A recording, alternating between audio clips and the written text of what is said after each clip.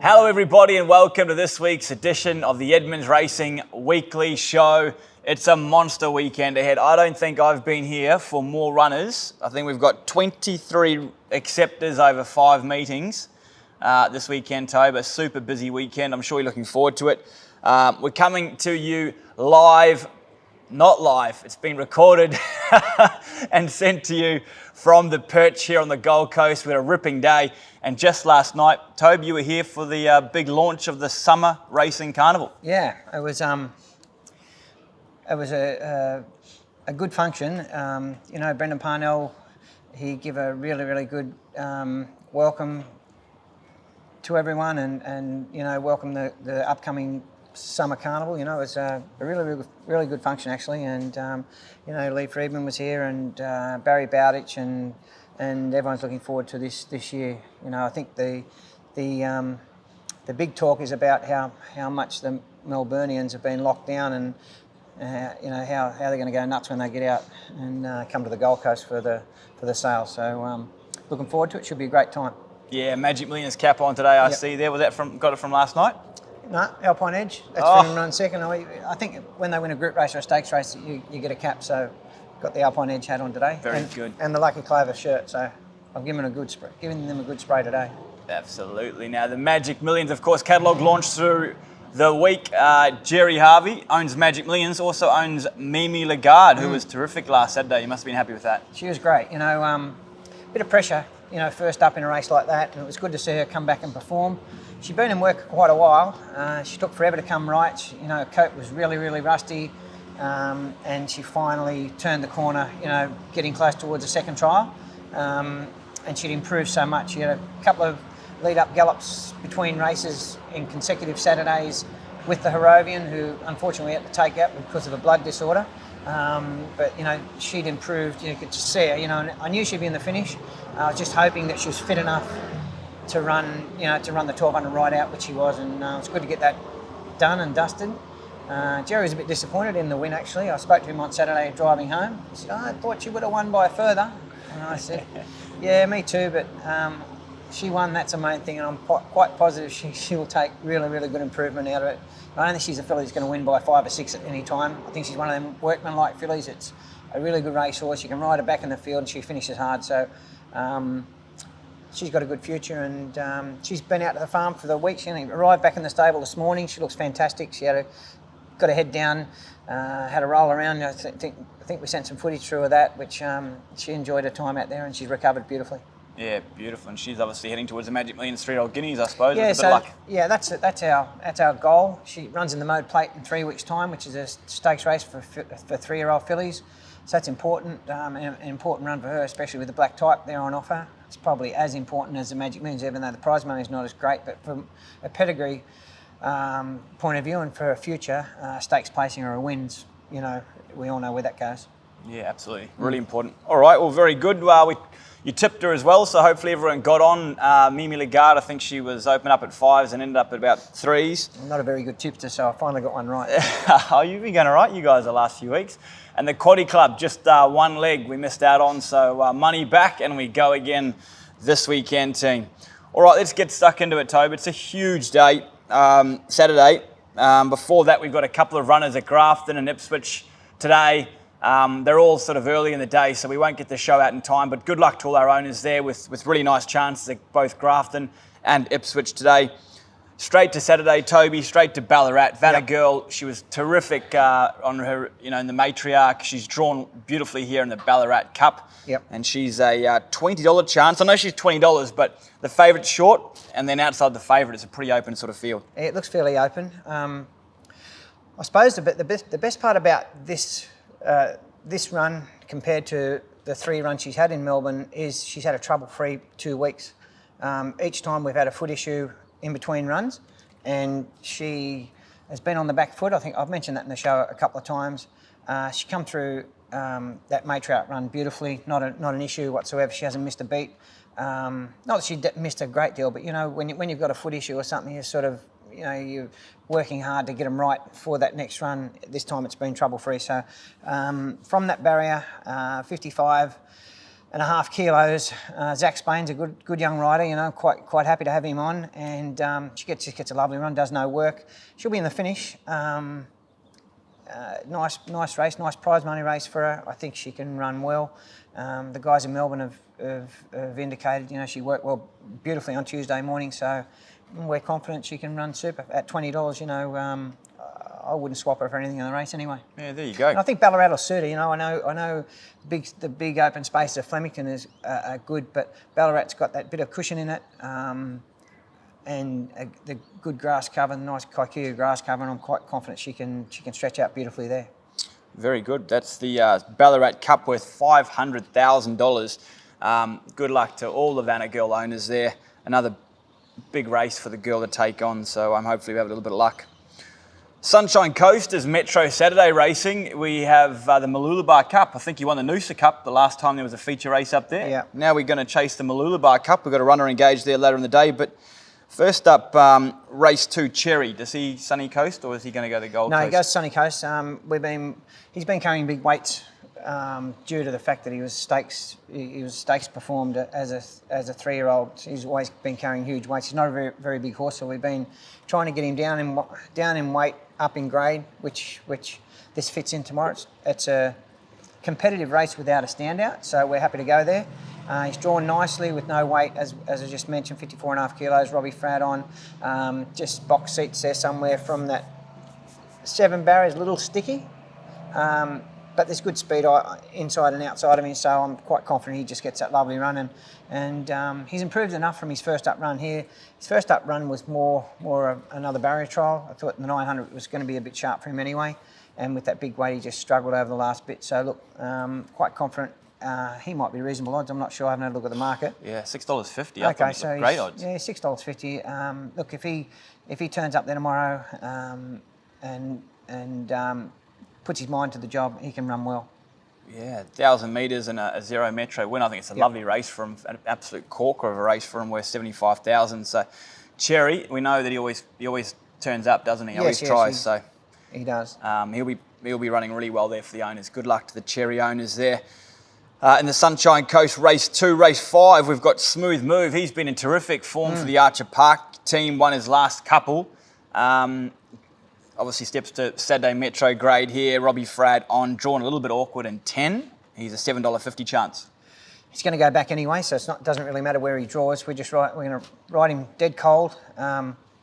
We've tried riding him up on the speed a few times, especially early in the prep when Zach was on him here. We tried riding him a bit further forward. You'll notice the other day we just went right back on him.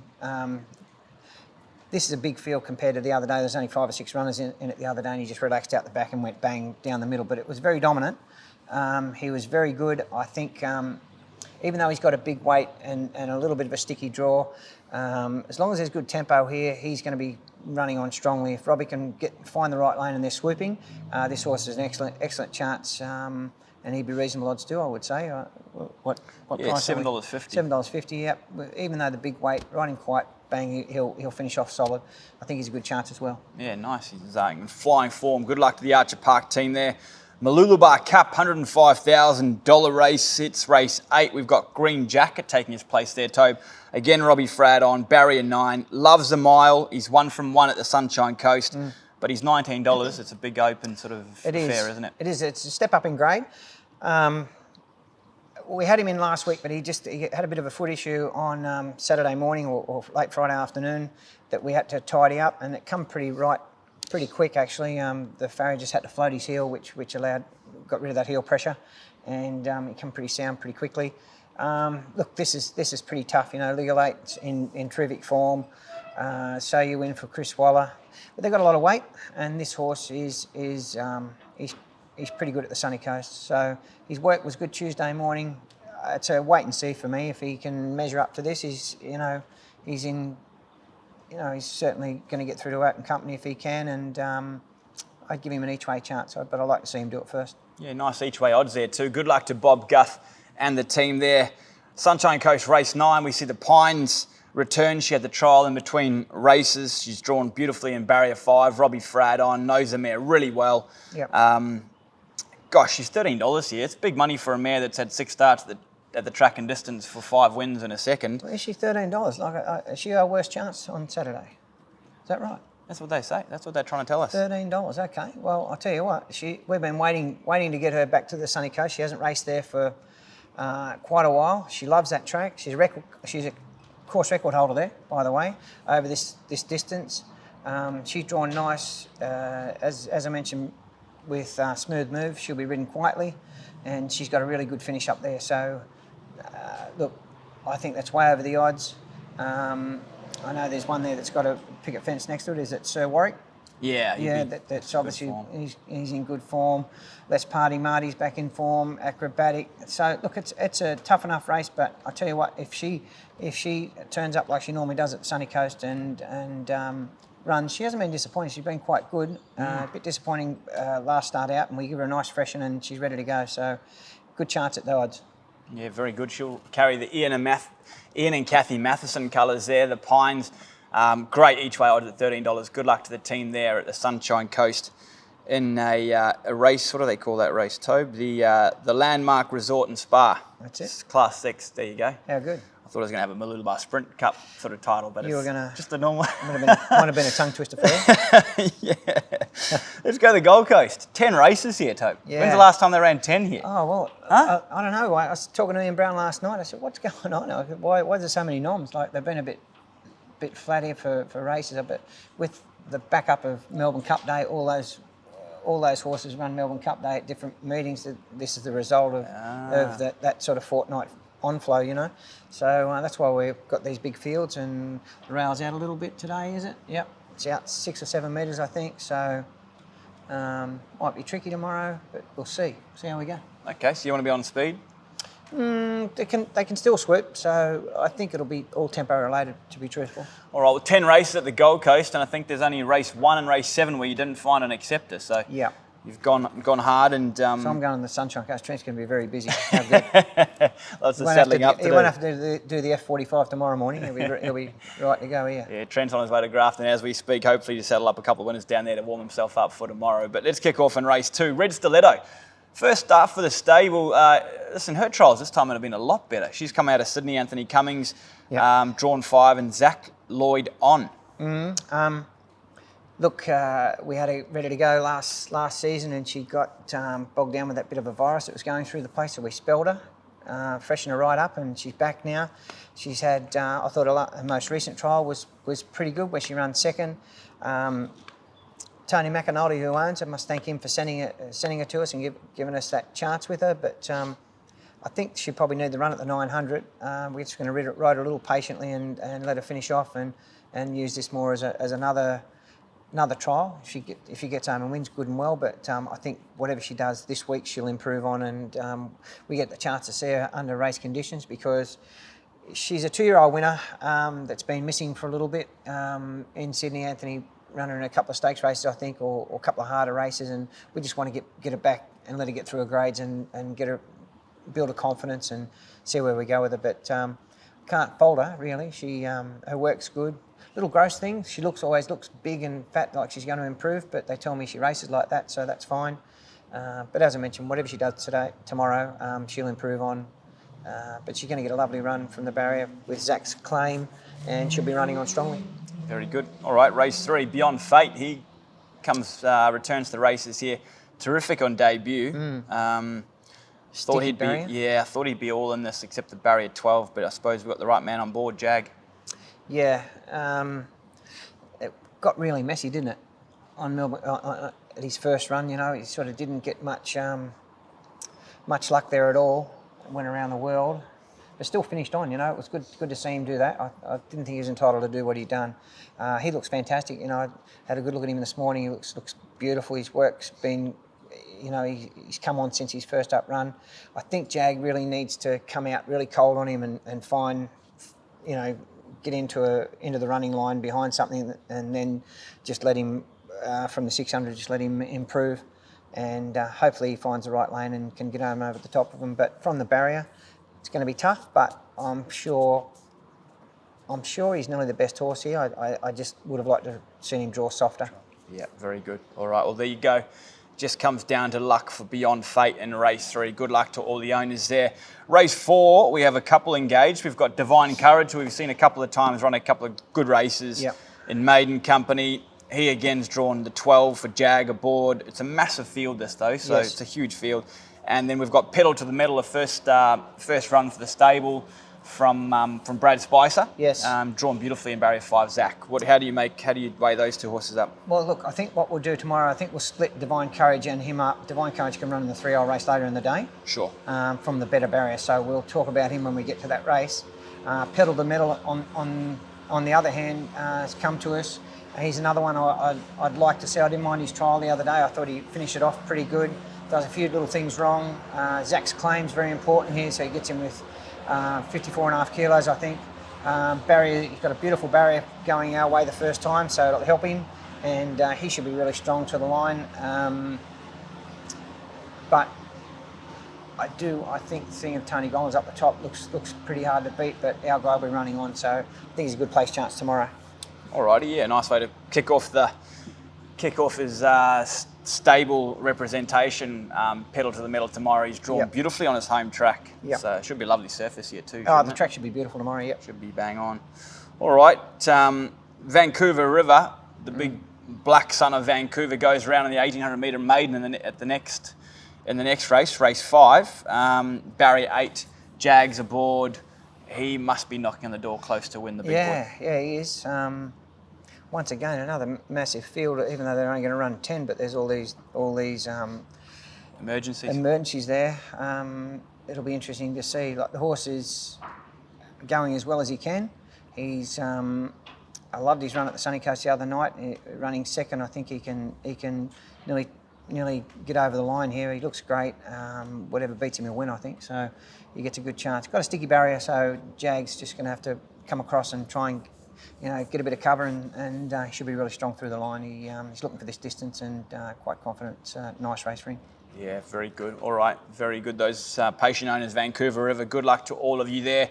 Race 6 is another maiden race. We spoke about Divine Courage, drawn better here. Barrier 7 with Jag aboard. We've also got Midnight Boom making her debut at the races. Excited ownership group there. Barrier 5, Zach aboard, and she's trialled a lot better this time. She did. She trialled beautifully the other day. I was really, really happy with it. I was a bit surprised actually, but and it's good. She's drawn a nice soft barrier. She'll jump and run along. Probably. I don't know the lead, but I liked this trial the other day. And she clicked up really nice to the line. It surprised me and ran good time as well. So out of the two, Divine Courage has got the race day experience. He's got blinkers on this time, and I expect from that barrier he's going to be no further than 2 or 3 pairs back, and he's going to be pretty strong. I think Midnight Boom will be in front of him, and I think they can come away and fight the finish out, to be truthful. It's a bit hard to separate them. I like the way Midnight Boom trialled the other day. Divine Courage was a little dour down at Grafton the other day. We've added blinkers now. 1300 looks an ideal distance for him. So he'll be coming late, won't he? Yes, he will be coming late. And Midnight Boom, don't worry, she's going to carry no weight, and he's got to give her probably 4 kilos or something. Yep. I can picture it now. Picture it now. She's up the fence, Yep. flying along the front. Here he comes down the outside, hit the line. Yes. Oh, can't pick it. Heads up, heads down. Yeah. So Terry. It's a bit hard to say. Yeah, Terry Spargo. He'll pick it. Very good. All right. Good luck, both the owners, for that. Yeah, absolutely. Great group of owners and both horses. So good luck to you both there. Let's go to race 8. We have the 1100 metre race here, class 3.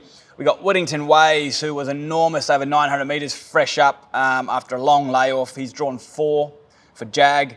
And the Lioness, who is also, she's returning, she's fresh up, really consistent for the last preparation. She's drawn nicely in the 6th for Zach. Yep. Out of the 2 runs we have in this race, I think the Lioness probably might take a run this time through. She'll be much improved for the run. She's first up. I thought her last trial was a little plain. And Whittington Ways was super first up. He found the line really strongly, and he's had a couple of foot issues along the way, but he's been very good since his first up run. So all going well. Whittington Ways, from that barrier, is going to be finishing hard. The Lioness just may need the run at this grade this time round, and she'll improve off the run. Okay, very good. Should be very interesting watching because Whittington Waves, he'll get back off them again, won't he? He'll get back off them a bit. Yeah, Or not he as far? ran good that way. He won't be that far back. You know, certainly he can, if he begins and puts himself there, he'd be no further back than 2 or 3 pairs and should be strong. Yeah, through the line. Very good. All right, big good watch there. Race 8, the Gold Coast race.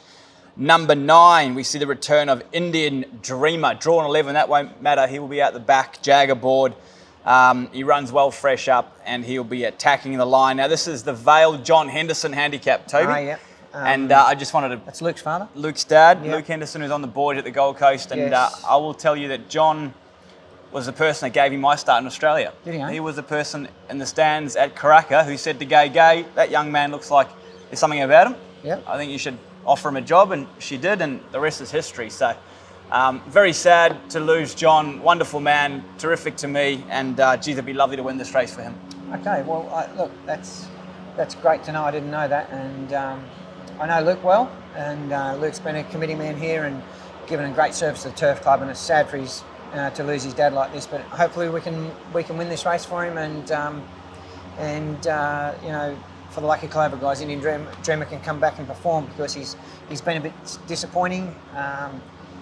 Most recent run, which we had to freshen him off, we went home and took a blood and found that he had a bit of a virus, so he had to go back out, and you know, things just haven't gone right for him all the way through. So with Jag on, he's a horse that needs plenty of riding. He just gets back out of it and he comes the line quite hard, and fresh up he normally runs well, so he's got a good chance there from a sticky barrier, but barrier shouldn't matter. All right, so Indian Dreamer can win? Every time I tip him, he goes He's just, awful. He's one of those horses that's So, blessed with ability, but he just gets so far off, and he just needs things to go. Anyway, I'll tip him when he puts a few together. All right, very good. Like Jake Capewell's horse in race 9 at the Sunshine Coast, 4 in a row would be good, and then I'll get confident again. Okay. Well, good luck to the... Can't tell Steve Hargraves that he loves him, so... Hargs, I hope it wins for you, mate. Yeah, good luck, Hargs, and all the other... Give us a bit of confidence. All right, race 10, you'll be there all day, Tobe. Bold performer, he'll go around in race 10. He was a really solid first up for the stable. Yeah, ran well. Barrier 4 here, Zach Lloyd should run well again. Okay, so he's got a nice weight relief this time. 1400 is ideal. His pedigree suggests he wants every bit of that. I didn't mind his run the other day with a big weight. I think from the barrier we just rode him nice and patiently, and he should finish on strong again. His horse is a bit hard to gauge. I thought when he first come over, you know, he was galloping out there like, gee, you know, this horse looks like he's going to be okay. But I think he just got a bit dour. So hopefully the 1400 and even beyond is going to be good for him, and he may even get to 2000. I'm not sure. Yeah. So we'll just we're hoping that's the case. Yeah. But I think the biggest thing there tomorrow, Zach goes on with he gets a couple of kilos off, and he's in well at the weights actually, and looks a nice race for him. Should run really well. Bold performer, the Kiwi. Expect him to get better over further. Very good. Well, there's a lot of chances over the weekend, Tobe. Do you have one to sort of pull out and say this is our number one, the top bet? Oh, look, I suppose Divine Courage picks himself. There's probably a couple there that do, but they also need to do it. A lot of horses fresh up too. Yeah, there's a lot of horses fresh up and resuming, so the day could be very good or very, very, very bad. But and stick with I think Divine Courage. I think Divine Courage is probably the best, and all the ones at the Sunny Coast. I think Smooth Move, even though he's drawn a bit stiffy, he's been great. And let's say the Pines at the big odds. How's that? I love it. All right, well, they're about half an hour apart. The Divine Courage Gold Coast, race 6, into the Sunshine Coast Smooth Move, race 5. And then, of course, the Pines she'll be later in the day at the Sunshine Coast. Good luck to all of our owners. Good luck, Toby. Thanks, Bruce. Well done. Runners, and hopefully missing today, so it's been a pretty quick show. Yeah, we've missed his insight, but we'll have him back next week for sure, hopefully with a few winners to talk about. For sure. Very good. Thanks for watching, everybody. Thank you.